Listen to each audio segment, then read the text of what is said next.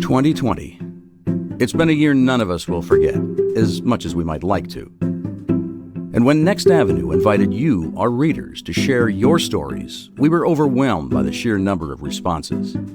We were moved to hear how you've been finding inspiration, how your lives are changing, and what wisdom you have for us as we learn to move forward together in these challenging times. So to honor that, this is Next Avenue, telling our stories. My name is Barbara Archibald. I was born in 1943 in New Jersey to European refugees who made it to the U.S. in 1941 by the skin of their teeth. I graduated college and was married by the time I was 20.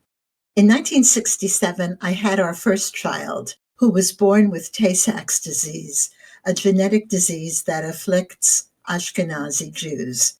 With my mother's help, we nursed her until she was 4 when she died. Through what I consider a medical miracle, I was able to have 3 healthy children afterwards. In 1978, my husband and I separated, and I moved the children and my mother to Los Angeles, where I attended and graduated from law school shortly before my 40th birthday.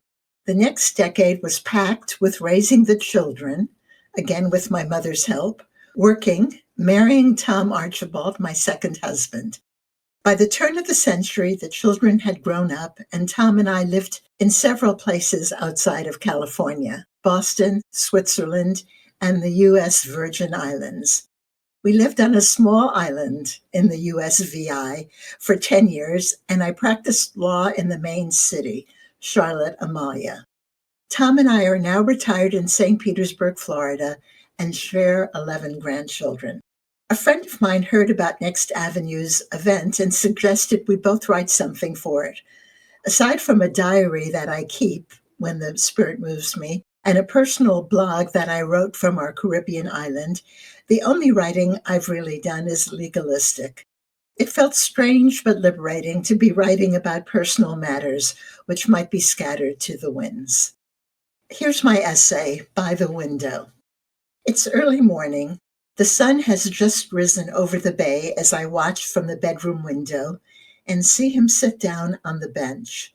That boy whose legs are skinny, whose head is a curly mess, my 77-year-old husband. On a bench at the water's edge. It fills me with dread, that sitting down of his. He never sits down. He's always out there doing Tai Chi, standing. I think of calling to make sure he's feeling okay. I reach for my phone, but realize I can't do that. He'll know I'm at the window, watchful. So I sit down on my bed. There's nothing wrong that I should worry so. Nothing but a triple bypass and a slew of pills. So strange that my father experienced the same physical problems, but when he died, my mother was released from his demands, his restrictions, his yellings in the middle of the night. Within days, she became a flower. She could do what she wanted, within limits, of course. It was hard raising my brother and me to adulthood because my father had secretly disinherited all of us. But she did it. I've survived, my mother used to say. Nothing else matters. I don't feel that way.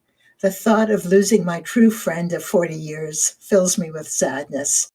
We met in the last days of youth, when we stood in the shadows cast by our former spouses. Over the years, we came to understand each other. I saw that he observed things closely until he comprehended them. He saw that I never met a word I didn't like. As friends, we helped each other become what we could best be. He started as a bench chemist and became a pharma exec. I started as a housewife and became a lawyer. We helped each other raise our children. Not so well at first. Step-parents make a lot of missteps, but we got better over time. I gave him my money, he gave me his, no questions asked.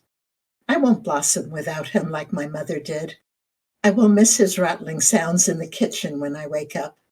I will feel the loss of that voice that doesn't always say what I want to hear. He scoffs, he debates. His politics aren't mine. He can be so damned sure of everything. But he sometimes says what I need to hear. and he sometimes listens to me say what he needs to hear. And I will feel the loss of how we used to make music together, the notes becoming feebler with age, but there's still some melody if you listen closely. I stand up and go back to the window. There's a skinny man by the water's edge with light hair. He's standing tall. This essay is part of Telling Our Stories, a series featuring the voices of Next Avenue readers, with support from Aroha Philanthropies. To hear more stories and to learn more about us, visit nextavenue.org. Telling Our Stories is a production of Twin Cities PBS.